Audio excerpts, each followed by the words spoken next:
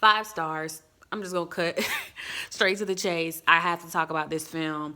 This film is the best scary movie that I have seen since Insidious. Insidious was my top favorite. This is I don't know if it's quite as good as Insidious, but it is good. You leave the theater with this eerie feeling. You are not the same when you leave the theater, and I didn't know that could happen with a scary movie. Like I've left a scary movie and been scared, you know what I'm saying? But I mean, I am wrestling with some deep social and philosophical questions after leaving this film. So Get Out is the new movie directed by Jordan Peele. He's half of the duo Key and Peele. And I used to watch Key and Peele and I was like, okay, they're genius. They did these really intelligent comedy skits. I saw their movie Keanu, which was pretty much centered around a cat, and it was a really good film. And so I'm like, okay, they can do really good comedy. I'm with it. I'm down for their comedy stuff. But when I saw this movie that he was directing and I saw the preview, I was like, oh my goodness, this is a film that I need to see. And the symbolism behind the story, I mean, guys, please go see this film. Please go see this film. Okay, so let's just go over it. Spoiler alert, I think I put this in the description, or I'm going to put this in the description. This is going to be full of spoilers. So if you haven't seen the movie and you care about spoilers, please don't watch. Okay, so the movie centers around a guy, Chris. He's a black guy. He's dating this white girl, Rose. And so they're heading to her parents' house for the weekend, and she's going to introduce Chris to her family for the first time. The only problem is she has not told her family that Chris is black.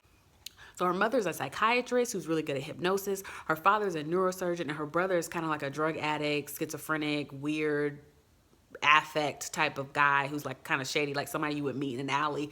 And she's like kind of this perfect liberal girl, doesn't see race, doesn't see color, is completely unaware or unwilling to confront the idea that her parents might be racist or that other people might be racist. And so you kind of see Rose, his girlfriend, in this position of complete like disbelief. Like she cannot believe her parents are making these really like weird racial remarks, like racial innuendos. I love Beyonce. Like, she's my favorite artist. So I was watching Oprah, Super Soul Sunday, and, you know, she was saying some things that really helped me with I mean, I love Oprah. Love her. I'm a single lady. I'm a single lady. I'm a single lady. Just my opinion. You know, I voted for Jesse Jackson when he ran. Now watch me whip. Now watch me nay nay. I love that song, man. I can't believe her brother's acting so weird. She's just like so innocent. And Chris is in this like, I told you so. I told you your parents might have a problem with me being black. I told you that this might not turn out the way you thought. Now I'm gonna interrupt this whole storyline recap with saying that the movie is so aptly named. It's named Get Out, and you will be yelling Get Out throughout the whole movie. You have this feeling of dread. You are in the position of the main character, and you have this feeling of foreboding of something is not right. Get out, get out, get out. So on one hand, you as the audience member are saying get out. On the other hand, if you put yourself in the place of the main character, in your heart, you know, I need to get out. Like, it's that feeling. So it's such a good title. I mean, Jordan Peele. Yes, yes, yes, yes. Also in the story, you have these house servants. You have this guy and this girl, I guess her name's Georgette or whatever, and they work around the house and they're black. So immediately he's like, okay, this is weird. You got this white family with black people working for him. And of course the dad tries to explain it away and say these people are like family. It's not like that. But when Chris tries to talk to them, they just have this weird affect. Like their speech, their manner of walking, their clothing, the way that they carry themselves just seems really affected, really fake. I was attempting to pour lemonade in your glass when I became distracted by a bumblebee buzzing around my head. Instead of paying attention to the glass that I was pouring the lemonade in, I was paying attention to the bumblebee, and I accidentally spilled lemonade on your shirt. It's hard being around so many white people, right? No. No, no, no. No, no, no, no, no. Like, yeah, it just seems really fake. And so he's like, what is going on here? Like, something's just not right. Early on in the film, they show a black guy getting kidnapped by somebody in a mask. So they show that, and then he meets this black guy at this party, and he's like, hey man, hey man, it's nice to see another brother at the party. And the guy also has this really weird affect. He's like, nice to make your acquaintance.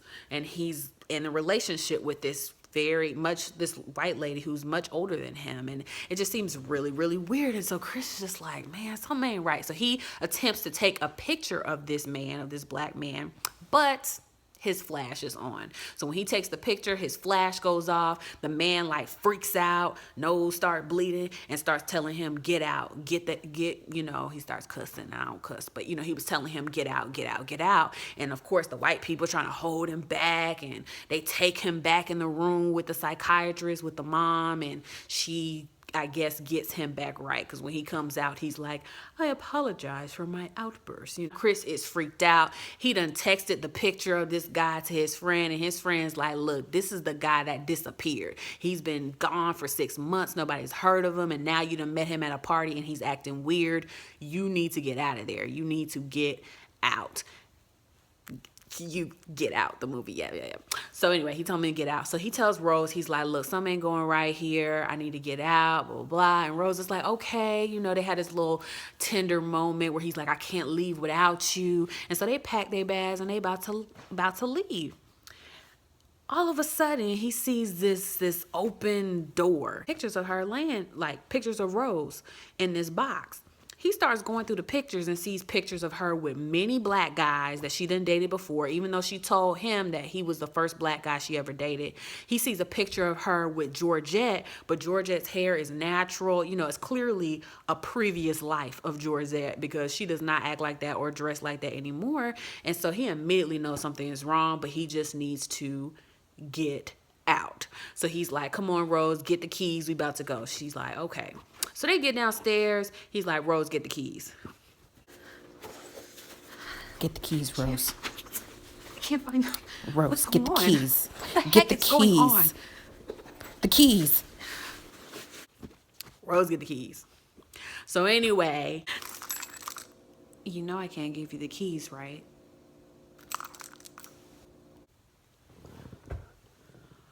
Y'all, this girl acted innocent the whole film, acted like she didn't know what was going on, acted like she didn't understand why her parents were treating her in this way and why these people were saying these really rude comments. And in the end, she was one of the ringleaders. She was a part of the scam. So what's going on is that these people actually kidnap black people and implant parts of their brain into the black people's bodies. So they are literally trying to live on in the black people's bodies. So it's a mixture of Invisible Man meets the movie Skeleton Key. Caroline! It is trippy. So immediately I'm thinking, okay, this is genius. There's so much symbolism here. This movie is deep. First, you have the symbolism of, in the movie they talk about, they make a whole bunch of racist comments. They say, oh, your physique is so nice. And they ask Rose, is the rumor true? Are black men better in bed? And they just make all these comments that are really inappropriate. And it's clear that they admire him, Chris, because he's a photographer. They admire his artistic ability. They admire his physique. They admire his looks. But in terms of him as a person, no, they could care less. We've excelled in so many endeavors, but unfortunately, when it comes to athletics and when it comes to music and entertainment, that is where people see our value. And aside from that, people don't see really much value, and they just want to take what they can in terms of our athletic ability and our creative ability and, control us from there. And so that symbolism of them implanting their brain, when the guy explained the procedure, he was like, oh, the part of your brain that controls your body, like your physical faculties, that will still work. But my brain, I will be controlling it. So he's like, a part of you will still be there, but you'll be a bystander in your own body. I will be controlling it. We sometimes end up as bystanders, and people are controlling our work, controlling our artistic expression, controlling our athletic careers, controlling parts of our contribution, and we're just standing by because, that's the way life is.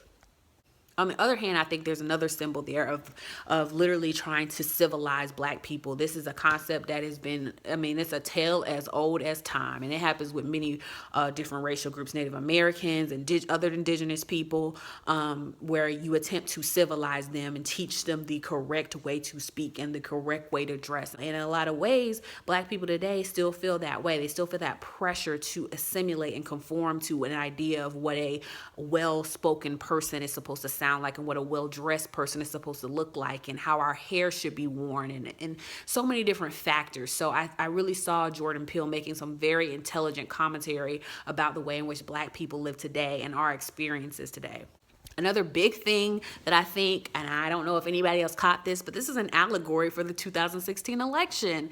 And whether you agree with Trump winning or not, I mean, it was spot on. You have the main character, Chris, which is a stand-in for the black populace of the United States. And you have his girlfriend, Rose, which is a stand-in for the white female population of the United States. You have her parents, which are kind of stand-ins for that rural segment of the population that have lost their jobs and looking for an answer to their problems. Also a stand-in for the liberals that voted for Obama for his 2 terms. And what you have is, again, Chris, who understands that there's racism out there and understands that something is wrong. He proceeds anyway, trusting her, believing that she would not put him in a situation that would be harmful to him.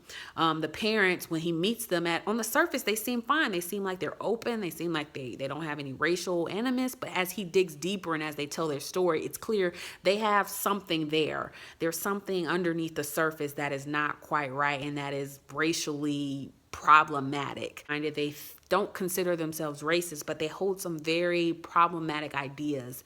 And anyway, I thought that was interesting. And then, of course, you have Rose, which represents the white populace, the white female populace. And so you have this very innocent acting, unaware, very seeming to be trusting white woman who is leading him into this death trap, leading him into this scenario. And when she comes up and says, I'm not giving you the keys, that is the election moment where you had so many of these white women pretending like they didn't know who they was going to vote for, as if they were going to go vote for Hillary, as if they were these, feminists and Hillary was their option. And then when election day came up and the votes were counted, nope. 80% voted for Trump. And I think that's how a lot of people felt when she came up with those keys and said, I'm not going to give you the keys. And, when those election results came out, I think those 2 emotions were very closely linked. And then 2, you have her parents' friends, and I feel like they represent the kind of, the lower income people that voted for Trump, that they say have lost their jobs and are really looking for a way to regain, their footing in life. I'm not suggesting that that's how it is in real life, but I think there's some symbolism there in terms of these people feel they've been disenfranchised. They feel that now being a racial minority comes with an advantage that they cannot achieve.